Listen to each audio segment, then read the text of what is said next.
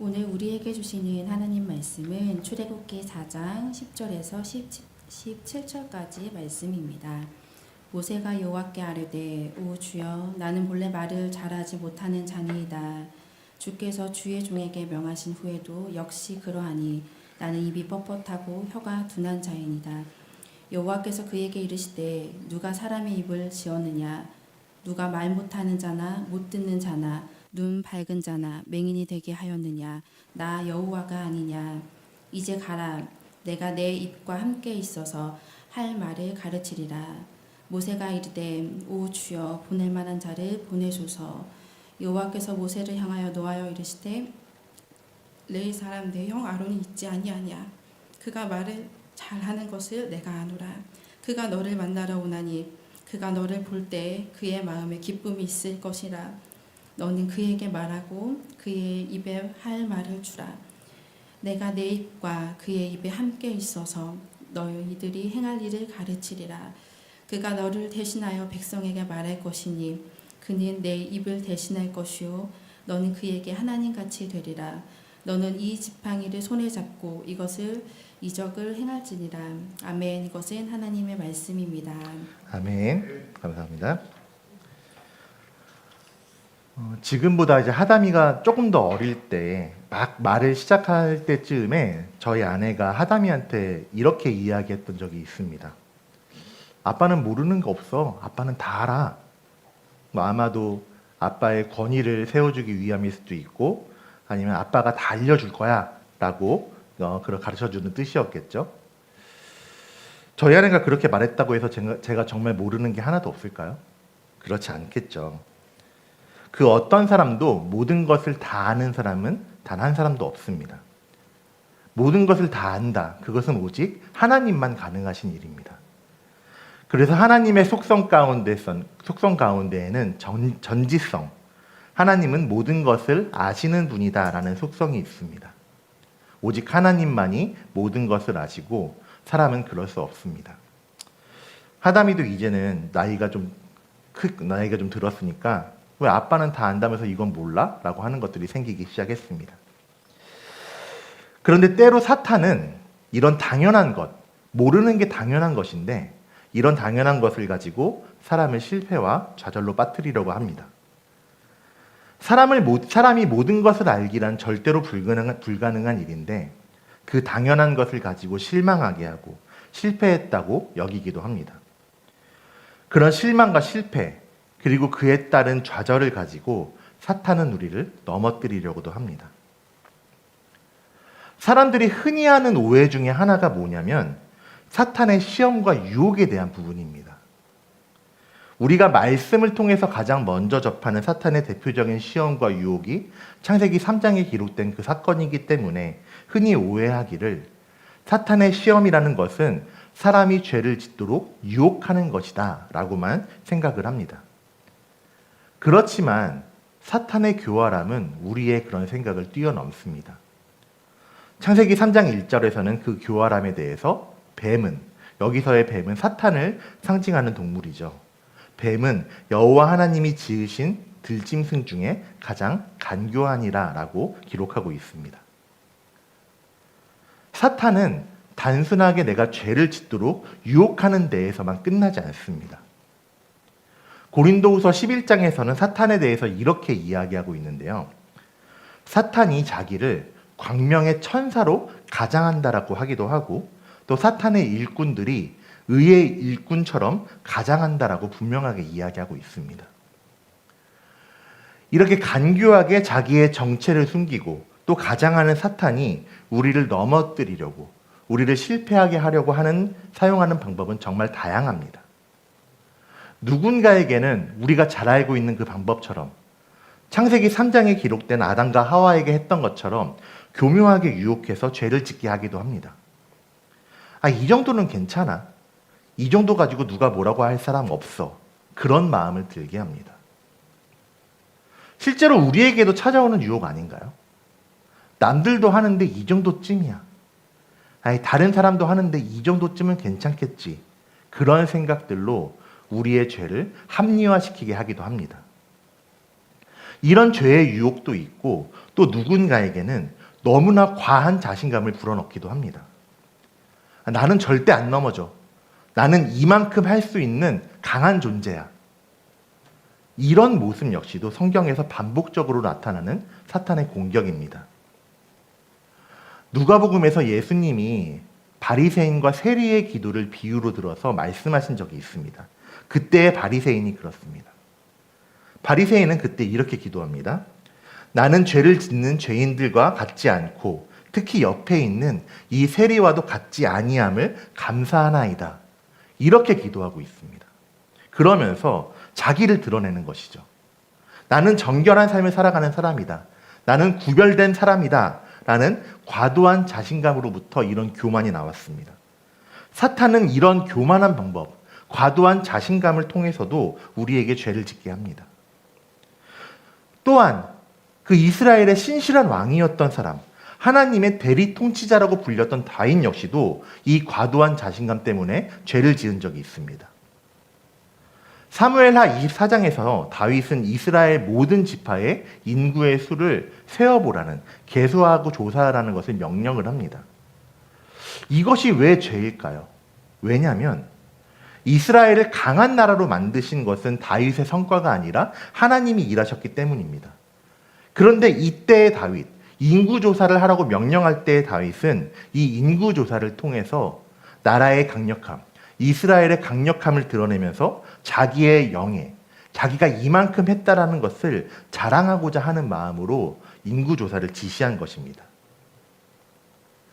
이 사무엘하와 같은 역사가 기록된 역대상 21장에서는 다윗의 이 행동을 이렇게 기록하고 있는데요. 사탄이 일어나 이스라엘을 대적하고 다윗을 충동하여 이스라엘을 계수하게 하니라. 이스라엘의 인구조사를 사탄이 일어나서 다윗을 충동하게 했다라고 기록하고 있습니다. 사탄이 다윗에게 과도한 자신감을 불어넣는 계략으로서 하나님의 영광을 가로채는 죄를 범하게 한 것입니다.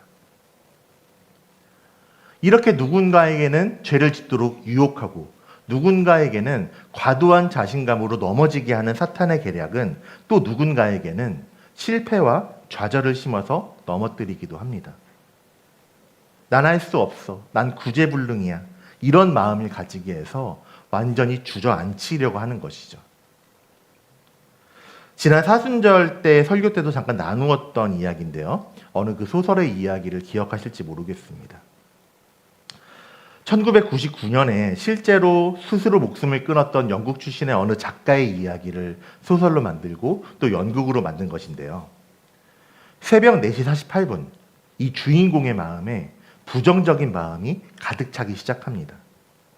난 슬퍼. 난 미래가 없어. 아무것도 나아지지 않을 거야. 지겨워. 모든 게 불만이야. 나는 실패작이야. 나는 유죄야. 난 벌을 받고 있어. 이런 생각이 하나씩 하나씩 심겨지더니 결국에는 나는 날 죽여버리고 싶어 라고 라는 마음까지 들고 결국에는 해서는 안 되는 선택을 했다는 내용입니다. 이 소설 속의 주인공이 기대한 것은 그렇게 하면은 나를 죽이면 비로소 진정한 나를 만날 것이다 라는 기대감으로 그런 행동을 했습니다. 그렇지만 그것이 정답은 아니죠. 이것이 사탄의 계략이었습니다.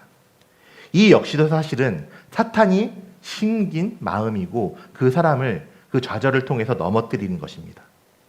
실패와 절망을 한 사람을 주저앉히는 죽음에 이르게 하는 통로로 사용한 것입니다. 물론 모든 실패와 좌절을 사탄의 계략이라고만 할 수는 없습니다. 때로는 하나님께서는 누군가에게 이런 실패와 좌절을 사용해서 단련시키시기도 합니다. 로마서 5장에서는 환난은 인내를, 인내는 연단을, 연단은 소망을 이루는 줄 알미라 라고 이야기하고 있고 욥기 23장에서도 그가 나를 단련하신 후에는 내가 순금같이 되어 나오리라 라고 욥이 고난 중에 이렇게 고백하는 장면이 기록되어 있습니다. 이 말씀을 통해서, 이런 말씀을 통해서 우리는 하나님께서 때로는 실패와 절망을 통해서도 일하신다라는 것을 발견하게 됩니다. 그렇지만 우리가 이런 하나님의 놀라우신 계획, 실패와 절망마저도 사용하시는 하나님의 계획을 발견하지 못하는 사이에 사탄은 우리의 그 틈을 파고 들어옵니다. 그래서 우리를 실패와 절망으로 넘어뜨리려고 하고 좌절하게 하기도 합니다. 오늘 우리가 나누는 말씀, 출애굽기에서의 모세가 그런 실패와 좌절, 나약함을 겪은 후에 쓰러진 채로 좌절한 채로 살아가는 모습을 우리에게 보여주고 있습니다. 지난주에도 나누었다시피 40살의 모세는 실패했습니다. 그 이전까지의 모세, 이집트의 왕자로 자라고 그러면서도 히브리 동족, 이스라엘 사람들을 향한 마음을 가지고 있었던 모세는 그 40살의 나이에 스스로의 힘으로 이스라엘 사람들을 애굽의 힘들고 부당한 노역에서 해방시킬 수 있을 것이라고 생각했습니다. 그렇지만 모세의 그 자신감은 처절한 실패로 이어졌죠. 그리고 결국 모세는 자기가 의지했던 모든 지위, 이집트의 왕자의 자리, 또 이집트의 왕자라는 힘을 버려두고 미디안 광야로 도망칠 수밖에 없었습니다. 그렇게 도망친 모세는 실패와 좌절에 빠져서 미디안 광야에서 장인의 양을 치면서 살고 있었습니다. 하나님께서는 그런 모세를 그 장소, 모세가 실패하고 좌절해서 도망친 그 장소에서 모세를 부르셨고 모세에게 사명을 맡기셨습니다. 하나님이 모세에게 맡기신 사명이 무엇입니까? 바로 모세가 실패했던 그 일, 이스라엘 백성을 인도하여 내는 일을 하라고 하나님께서 부르신 것입니다. 이런 하나님의 부르심에 자신이 실패해서 좌절해 있던 모세는 이 하나님의 부르심에 어떤 반응을 보였을까요? 먼저 출애굽기 3장에서는 그 모세의 부정적인 반응을 볼 수 있습니다. 출애굽기 3장 11절에서는 내가 누구이기에 그 일을 합니까? 라고 하나님께 반문하고 있고 13절에서는 그들, 이스라엘 사람들이 누가 너를 보내셨냐라고 물으면 뭐라고 대답해야 하냐고 묻고 있습니다. 모세가 이렇게 질문했다라는 것은 자기가 누구인지 몰라서 또 하나님이 어떤 분이신지 모르기 때문에 질문한 것이 아니었습니다. 모세의 이 질문 속에는 이런 의미가 담겨 있습니다. 자기는 그럴 자격과 능력이 안 되는 사람이라는 것을 어필하면서 또한 이스라엘 사람들의 그 현실, 지금 살고 있는 그 모습을 바라보기 때문에 어떻게 그것이 가능한 것입니까? 그것이 가능하겠습니까? 라는 그런 반응이었습니다.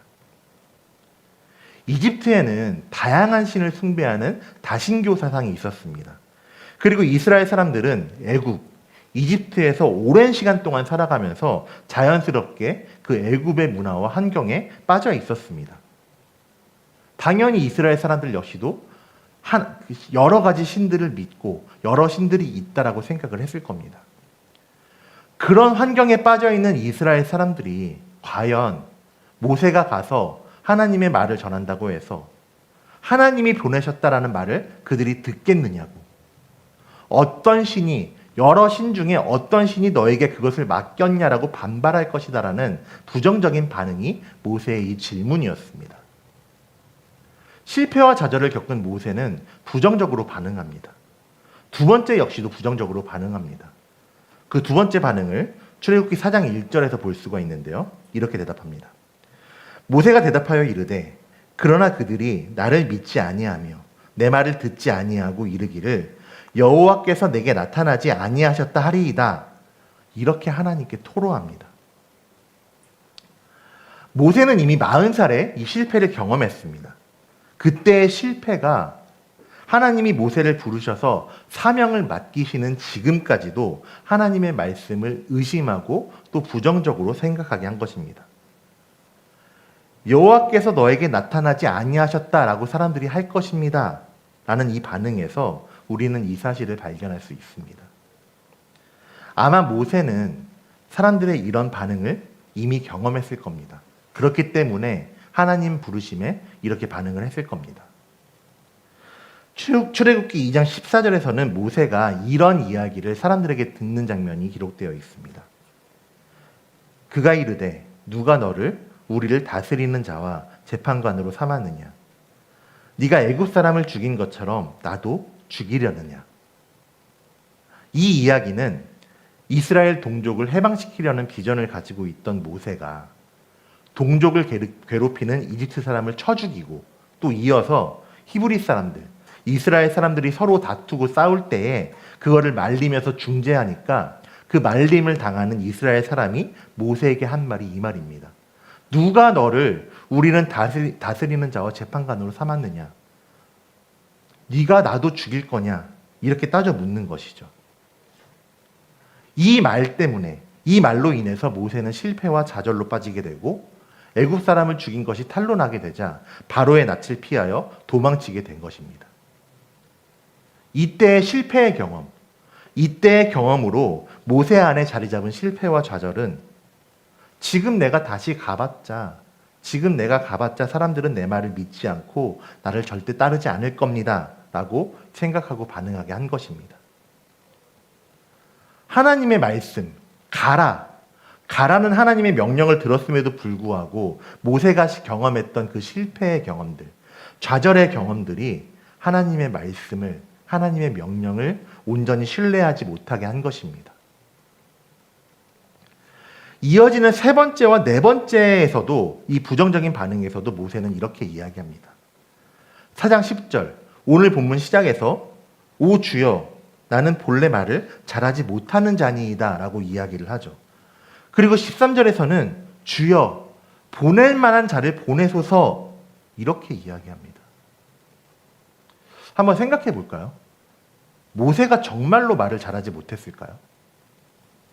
히브리어 원어, 4장 10절에서 히브리어 원어를 직역하면은 자기는 말의 사람이 아닙니다 라는 의미로 해석할 수가 있습니다. 이거는 모세의 말이 어눌했다, 모세가 말을 잘하지 못했다라는 뜻보다는 자기의 의사를 자유자재로 표현하지 못했다라는 의미로 볼 수가 있습니다. 더군다나 모세의 출신, 모세의 어릴 때를 기억하면은 더욱더 우리는 생각해 볼 수 있습니다. 모세는 아기 때에 바로의 딸에게 입양되었습니다. 이집트의 왕자가 되었죠. 그 당시의 고대 이집트는 당시의 세계에서 가장 학문과 문명이 발달한 도시였습니다. 그렇기 때문에 모세가 이집트의 왕자로 살아갔다라는 것은 당연히 많은 교육을 왕실에서 받았다라는 이야기입니다. 사도행전 7장 22절에서는 그 사실을 이렇게 이야기합니다. 모세가 애굽 사람의 모든 지혜를 배워 그의 말과 그의 하는 일이 능하더라 라고 기록하고 있습니다. 즉 모세가 오늘 말씀에서 나는 말을 잘하지 못합니다 라고 말하는 것은 실제로 말을 잘하지 못한다는 것이 아니라 회피하는 것이었습니다. 모세가 경험했던, 모세가 겪었던 실패와 좌절이 나를 말을 잘하지 못하는 자입니다라고 변명하게 한 것입니다. 우리가 앞서 보았던 그 2장에서의 모습처럼 모세에게 따져 묻는 이스라엘 사람 중 한 사람도 설득하지 못했다라는 실패와 좌절의 경험이 모세 안에 자리 잡고 있었습니다. 그 좌절감은 가라고 말씀하시는 하나님의 명령에 곧바로 순종하지 못하고 주저하게 만들었습니다. 결국에 모세의 이런 좌절은 하나님의 말씀을 계속해서 거절하고 사양하게 합니다. 그래서 13절에서 주여 보낼 만한 자를 보내소서, 자기는 그럴 자격이 없다라고까지 말하게 된 것입니다. 난 할 수 없어, 난 안 돼, 그런 마음이 실패 때문에, 실패의 경험 때문에 모세 안에, 모세의 마음 가운데 깊숙하게 자리 잡고 있어서 자기에게 나타나서 직접 말씀하신 그 하나님의 직접적인 계시, 하나님이 주신 사명까지도 거절하게 된 것입니다. 모세의 이런 부정적인 모습, 이런 나약함은 모세 역시도 하나의 나약한 사람에 불과하다는 것, 모세 역시도 하나의 나약한 인간에 불과하다는 것을 우리에게 잘 보여주고 있는 모습입니다. 그렇지만 우리는 모세의 후를 잘 알고 있죠. 모세의 삶이 그런 부정적인 모습으로, 실패와 절망으로 끝나는 나약한 삶으로 끝나지 않았습니다. 모세는 지금까지도 이스라엘의 위대한 지도자 중에 한 사람으로 평가받고 있습니다. 그 이유가 무엇일까요? 모세는 자기의 능력으로 이스라엘 민족을 이집트에서 해방시키지 않았습니다. 모세는 하나님으로부터 하나님의 대리자, 하나님의 도구로서 세워졌습니다. 그것을 자기의 상처, 실패와 좌절 때문에 계속해서 거절했지만 결국에는 하나님 말씀에 명령에 순종하게 되었습니다. 하나님이 모세를 이렇게 사용하신 이유, 하나님이 모세를 선택하신 이유는 모세가 잘났기 때문에, 모세가 애굽에 대해서, 이집트에 대해서 잘 알고 있었기 때문이 아니었습니다. 하나님이 모세를 선택하신 데에는 사람의 생각을 뛰어넘는 하나님의 계획이 있었기 때문이었습니다. 내가 만일에 모세의 처지에 놓였다면 어땠을까요? 우리들 역시도 그 경중은 다르다 할지라도 살아가면서 수많은 일을 겪습니다. 때로는 내가 겪는 그 일 때문에 깊은 실패와 좌절에 빠지기도 합니다. 모든 사람이 마찬가지입니다. 그러나 우리들, 그리스도인은 그 실패와 좌절 가운데, 낭만 가운데 넘어지는 것이 아니라 그 이후에 담대하게 이렇게 선포할 수 있어야 합니다. 나는 할 수 없는 존재인데, 나는 할 수 없는 존재였는데 그런 나를 하나님이 존귀하게 만들어 주셨다. 우리에게 복음의 능력이 나타나게 되면 우리의 관점이 이렇게 바뀌게 됩니다. 설령 나에게 실패와 절망의 문제, 넘어짐의 문제가 사라지지 않는다 할지라도 복음이 그런 추악하고 나약한 나를 존귀한 하나님의 자녀로 바뀌게 한다라는 것을 믿고 따르게 하신다라는 겁니다. 하나님이 모세에게 말씀하신 하나님의 계획을 다시 한번 우리가 볼까요? 지난주에 나눴던 말씀입니다. 출애굽기 3장 말씀 같이 한번 읽어보겠습니다. 여호와께서 이르시되 내가 애굽에 있는 내 백성의 고통을 분명히 보고 그들이 그들의 감독자로 말미암아 부르짖음을 듣고 그 근심을 알고 내가 내려가서 그들을 애굽인의 손에서 건져내고 그들을 그 땅에서 인도하여 아름답고 광대한 땅, 젖과 꿀이 흐르는 땅, 곧 가나안 족속, 헷 족속, 아모리 족속, 브리스 족속, 히위 족속, 여부스 족속의 지방에 데려가려 하노라. 이 말씀에서 중요한 것은 내가 아닙니다. 모세가 아닙니다. 하나님이죠. 이 말씀에서 중요한 것은 바로 하나님입니다.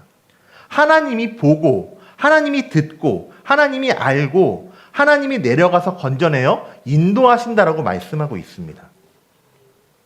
이것을 정리하면 하나님이 일하시겠다라는 것이죠. 모세는 이 일, 하나님이 하시는 일에 도구로서 부름받았습니다. 이처럼 실패와 절망에 빠진 자를 하나님이 들어서 쓰실 때 그 사람은 난 할 수 없을 것 같다고 여길 때에도 그 사람이 스스로 자각하지 못할 때에도 하나님은 택하신 그 한 사람을 통해서 반드시 일하십니다. 한 사람, 그 어느 한 사람의 능력으로 인한 것이 아니라 하나님의 능력이 그 사람을 통해서 나타나게 되는 것입니다. 그가 어떤 누구라도 나이가 많던 적건 간에 상관없이 믿음 생활을 오래 했건 짧게 했던 상관없이 내가 돈이 많던 적던 내가 잘났던 못났던 간에 상관없이 하나님이 부르신 그를 통해서 하나님께서 일하시는 것입니다. 모세는 그 실패와 좌절 때문에 부정적으로 반응했음을 우리가 나누었습니다. 이런 모세의 부정적인 반응에 대한 하나님의 반응이 무엇입니까? 모세는 이야기하죠. 대체 내가 뭐가 되길래 나를 가라고 하십니까? 이런 이야기에 내가 너와 반드시 함께 있으리라 라고 말씀하십니다. 과연 사람들이 나를 보내신 분이 여호와 하나님인 줄 알겠습니까? 라는 반응에는 이렇게 자기의 본질을 나타내시기도 합니다. 하나님이 모세에게 이르시되 나는 스스로 있는 자이니라. 나는 스스로 있는 자이니라.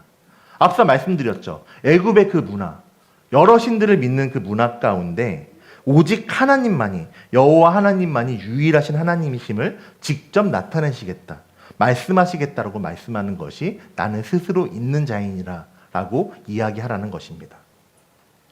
또 사람들이 내 말을 듣지 않을 것입니다 라고 이야기하는 모세의 부정적인 반응에는 증거를 보여주십니다. 그 증거가 어떤 것입니까? 지팡이가 뱀이 되는 것, 그리고 손을 자기의 옷 속에 품에 넣었을 때 나병이 생겼다가 다시 손을 넣어 빼면은 나병이 낫는 표적, 그 증거를 보여주셨습니다. 이 증거로 인해서 사람들이 하나님께서 모세를 통해 일하신다라는 것을 알게 될 것이라고 말씀하셨습니다. 하나님은 이렇게 증거를 보이시고 그럼에도 불구하고 계속해서 변명하면서 거부하는 모세에게 주여 보낼 만한 자를 보내소서라고 하면서까지 거부하는 모세에게 내가 일하겠다. 내가 일할 것이다. 그러니 가라. 내가 일할 것이라고 분명하게 말씀하십니다.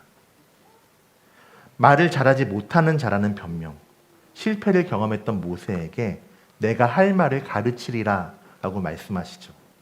또 모세의 형인 아론을 세워서 아론에게 말하게 하겠다라고 말씀하십니다. 이 역시 마찬가지입니다. 아론이 그 능력이 출중해서 말을 너무 잘해서 아론을 세운 것이 아닙니다. 우리는 15절 말씀에서 하나님의 뜻을 발견할 수가 있습니다. 같이 한번 보실까요? 이렇게 말씀하십니다. 너는 그에게 말하고 그의 입에 할 말을 주라. 내가 내 입과 그의 입에 함께 있어서 너희들이 행할 일을 가르치리라. 하나님께서 모세와 아론이 행할 일들을 가르쳐 주시겠다. 하나님이 행하신다. 하나님이 일하신다라고 말씀하고 있는 것입니다. 실패와 절망으로 도망자 신세였던 그런 모세가 하나님의 말씀, 하나님이 주시는 사명에 질문하고 질문하면서 또 거절하면서 바라본 것은 자기가 과거에 겪었던 실패의 결과였습니다. 모세가 본 것은 자기의 결과였죠. 그런데 하나님은 모세에게 그 결과를 바라보지 말라고 말씀하시고 있습니다. 하나님께서는 모세에게 이것을 바라봐라. 그것이 무엇이냐면 하나님이 함께 하신다. 하나님이 일하신다라는 믿음을 바라보며 나아가라고 말씀하시고 있는 겁니다.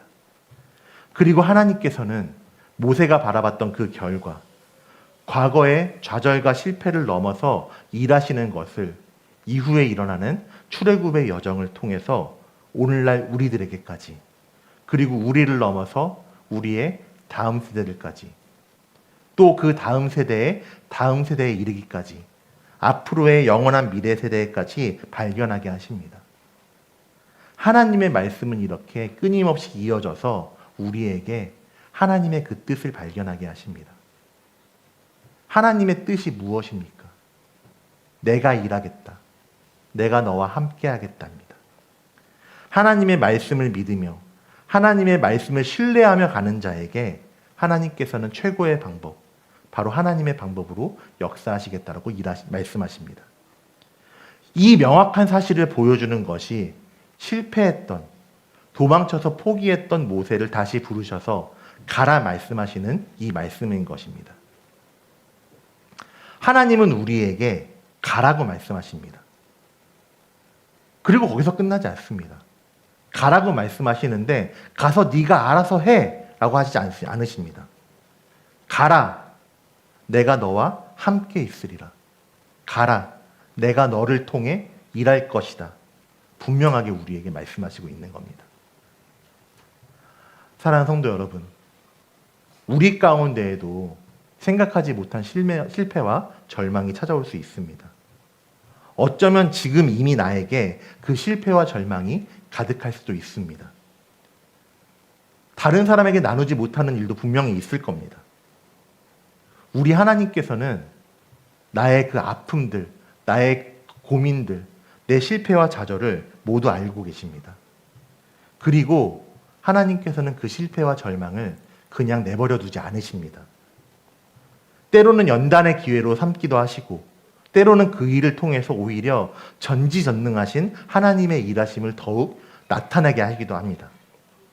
중요한 것은 하나님께서는 모세에게 하셨던 것처럼 모세를 내버려 두지 않으시고 포기하지 않으신 것처럼 나를 실패와 절망 중에 버려두지 않으십니다.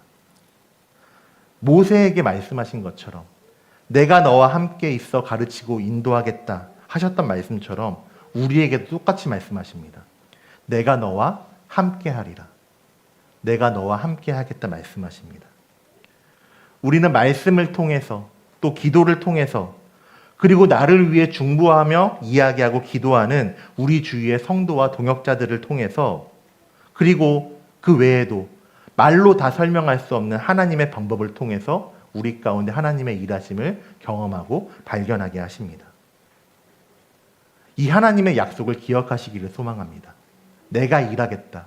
내가 너와 함께하겠다. 내가 너와 함께하리라는 이 말씀을 의지하면서 담대함으로 살아가시는 우리 모든 성도님들이 되시기를 축복하고 소망합니다. 결국에는 선하신 하나님의 계획이 있음을 기억하면서 그 하나님의 때를 기다리고 나에게 같이 걸어가자 부르시고 초대하시는 그 주님의 걸음에 함께 동행하시는, 그렇게 함께 주님과 살아가시는 예수소망교회 모든 성도님들이 되시기를 주님의 이름으로 축원드립니다. 이렇게 찬양하며 결단하겠습니다. 우리 주가 일하시는 이 찬양을 통해서 하나님을 신뢰하며 걷는 자, 하나님께서 포기하시지 않는 자에게 주님께서 일하신다라는 사실을 고백하며 나아가면 좋겠습니다. 함께 찬양하며 결단하겠습니다.